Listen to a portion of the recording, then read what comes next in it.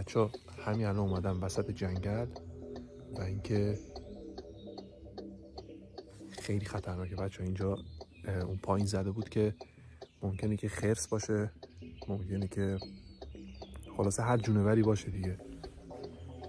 و من الان اومدم اینجا رو بهتون نشون بدم. ببینید چه جایی، نگاه کنید، جای خطرناک و خوف، یعنی واقعا دل و جیگر میخواد. نمیدونم هیچ کی اینجا نیست، فقط منم تک و تنها. میبینی این خیابونم که میبینید گهگاهی ماشین رد میشه، ولی خب خیلی باید آدم با احتیاط رد بشه، چون ممکنه که اینجا آهوی چیزی وسط خیابون بپره و شما اونو بزنید و خب هم به اون صدمه وارد میکنید، هم ماشین خودتون داغون میشه. خیلی جای ترسناکیه واقعا. و اینجا بچه حتی یه سر صداهایی میاد، نمیدونم در از چیه، ولی واقعا خطرناکه.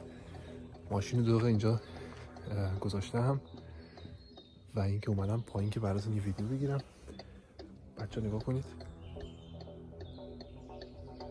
کامل جنگله، همه چی اینجا وجود داره، مار، هر چی که شما بگید. بریم جلوتر بهتون نشون بدم.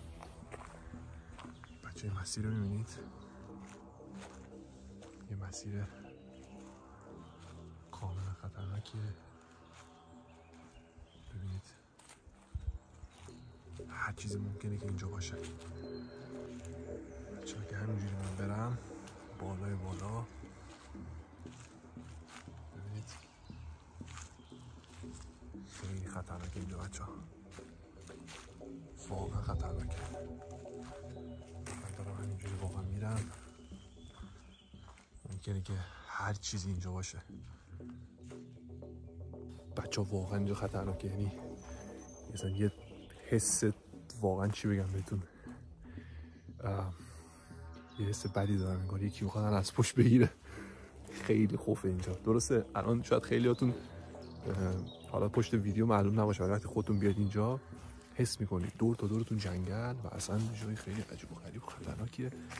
و اینجا حتی تو تابلو اونجا رو نتونستم متاسفانه براتون بگیرم، نوشته بود که چند تا خرسای وحشی اینجا هست و حیوانات وحشی ممکنه که وجود داشته باشه و شما سعی کنید که بیشتر، اگه یه صدایی داره میاد، اگه فکر کنم صدای خرس باشه، و سعی کنید که زیاد جلو نرید، چون ممکنه که خطرناک باشه. و من این ریسکو کردم، گفتم بذار براتون یه ویدیو درست کنم از اینجا. و اینکه بچه صدا رو میبینید، گفتم که بعد چند وقت نبودم و بخوام یه ویدیو اینجوری شروع کنم تا دیگه بتونم براتون ویدیو درست کنم دوباره. و اینکه منو حمایت کنید. ببخشید که نتونستم، واقعا چند وقتی بود که من درگیر سری مشکلات بودم، نتونستم ویدیو درست کنم واسهتون.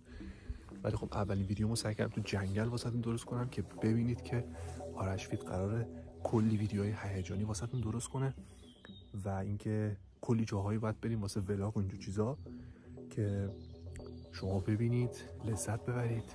و اینکه الان اومدم جنگل تا اینکه ویدیو رو اینجوری واسهتون شروع کنم.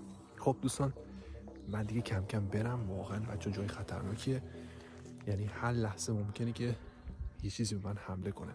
اگه دوست دارید که براتون از این جور ویدیوها واسهتون درست کنم، ویدیوهای هیجان انگیز، برای من کامنت کنید.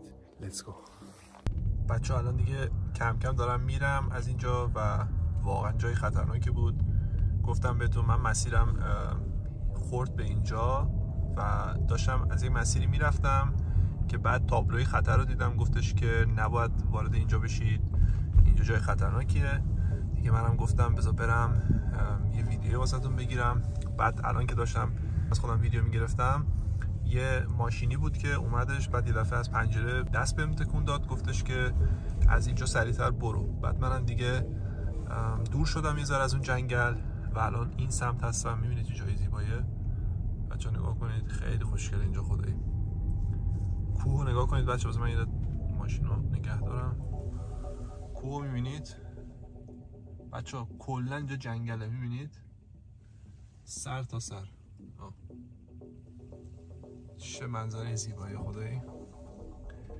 دیگه خلاصه به من گفتش که از اینجا برو، اینجا نباید زیاد وایسی، یعنی از ماشین بیای پایین. بعد من گفتم باشه دیگه، منم اومدم و همونجا که داشتم خداحافظی میکردم ازتون، بعد دیگه گفتم که سریعتر از اینجا دور بشم و واقعا جای خطرناکی بود و کسی، میگم اکثر ماشینا که از اونجا رد میشن فقط به خاطر یه تیکه مسیریه که از اینجا رد میشن و به خاطر اینکه اینجا وقتی که حالا خرس باشه، شغالی باشه، هر چیزی باشه، مثلا حالا حیوانات وحشی اگه ببینن ماشینه سعی میکنن از اون منطقه دور بشن. به خاطر همین خب تردد ماشین اینجا امکان داره، ولی خب باید با یک سرعتی برن که مثلا حیوانی چیزی جلوی ماشینشون نیفته و اینکه اونا تصادف نکنن به اون حیوان. خلاصه ماشین میتونه از اینجا رد بشه، اما وقتی شما وایسید و از ماشین بیاید پایین خطرناکه و حتی تو تابلو هم زده بود که شما حق ندارید اینجا پیاده روی کنید یا اینکه مثلا از ماشینتون بیاید پایین. خلاصه بچه‌ها دیگه منم دیگه دارم از اینجا میرم، برم کنکا سمت خونه. همه شما رو تا ویدیوی بعدی به خدای بزرگ میسپارم. بدرود.